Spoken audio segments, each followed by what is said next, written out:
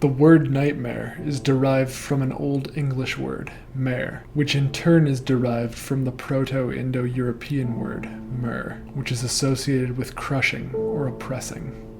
The mare itself refers to a mythical creature present in much of European folklore, a malicious entity that would sit upon people's chests as they slept, giving them nightmares. Descriptions of the mare, as well as its attributes and behaviors, differed between cultures. In Poland, the mare was thought of as a physical monster, and it was believed that a woman could become a mare under certain circumstances. There were certain risk factors to be wary of. A woman was thought to be more likely to become a mare if she was the seventh-born daughter, had her name pronounced incorrectly during a baptism, had a unibrow or heterochromia, meaning different colored eyes, or if she mispronounced a prayer. It was believed that individuals who became mares could transform into animals or objects, and would drain people or livestock of their blood or energy while they slept. In order to protect livestock, people would hang mirrors over the manger. It was believed that the mare would be afraid of its own face. Likewise, predatory birds were believed to scare off the mare, and dead birds would be hung over the stable doors in that interest. In Scandinavia, the mare, or Mara, was thought to be more of a supernatural entity. In a story mentioned in the 13th century Ynglinga saga, King Vanlandi of Uppsala, Sweden, spent a summer in Finland in the home of a man called Sne the Old. While staying with Sne the Old, King Vanlandi was promised to Drifa, Sne the Old's daughter, and she became pregnant with his child.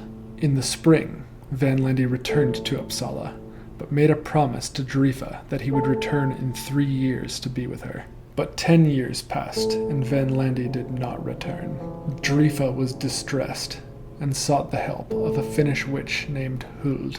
She bribed her to make Vanlandi come back to her, and if that failed, she was instructed to kill him.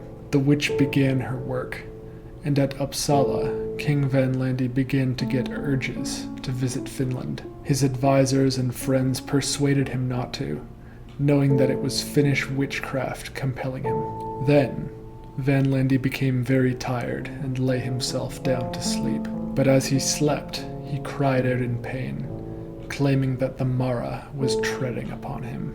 His men rushed into the room and held his head, but the mare began treading upon his legs, breaking them.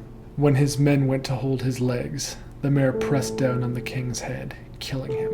In this saga, the mare is seen to be a supernatural entity that has influence over the physical world. It could be summoned by a witch to carry out an assassination. In England, the mare took on yet another name, the hag. Like the Scandinavian Mara, the hag was believed to sit on people's chests, giving them nightmares. When the subject awoke, they would be unable to move or even breathe for a short period of time. In the English-speaking world, this came to be known as being hagridden. But in modern times, we refer to this as sleep paralysis. As you just heard in folklore, and even in some modern circles, sleep paralysis is considered to be a paranormal state. In folklore, however, it was unclear whether the hag was an old woman who knew magic, a supernatural being, or a witch. It's easy to see why sleep paralysis was considered to be a supernatural phenomenon in the past 1,000 years. But why does it actually happen?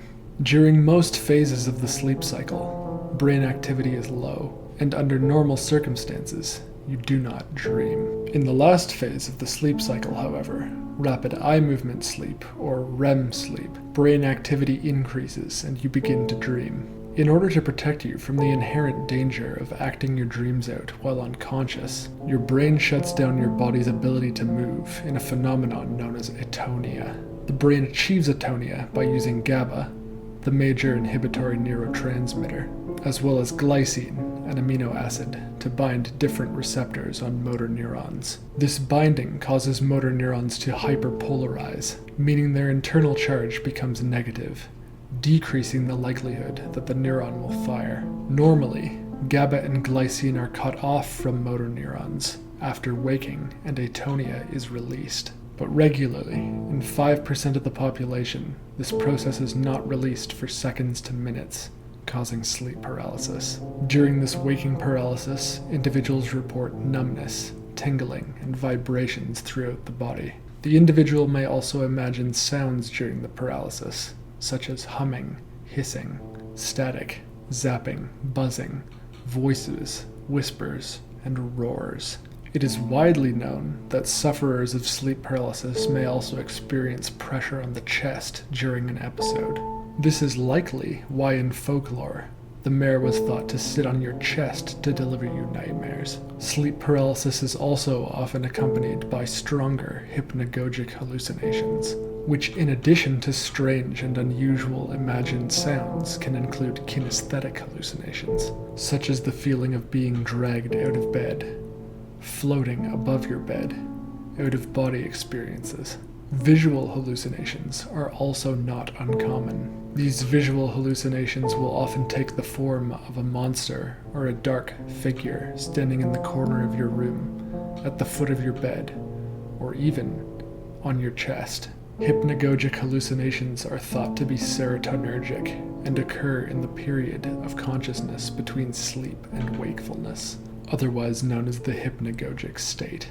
The hallucinations seen in sleep paralysis can therefore be thought of as dreams projected onto the real world by your brain. The older English phrase, an old hag attack, referred to this hypnagogic state, in that it referred to terrifying hallucinations seen in that slow dawning of consciousness. The legendary mare may not be real, but it's easy to see why it was believed to be for so long. I've been Sandor Desmond with The Forgotten Grove. Subscribe and hit the bell for new videos every Thursday, and tune in on Sunday nights at 9 p.m. Eastern Standard Time for Nightmare Theater, an open book club for nightmares. You can also send me an email to theforgottengrove@gmail.com with your nightmare, and I'd be happy to read it on air and do my best to interpret it. Until next time, embrace the beautiful dark.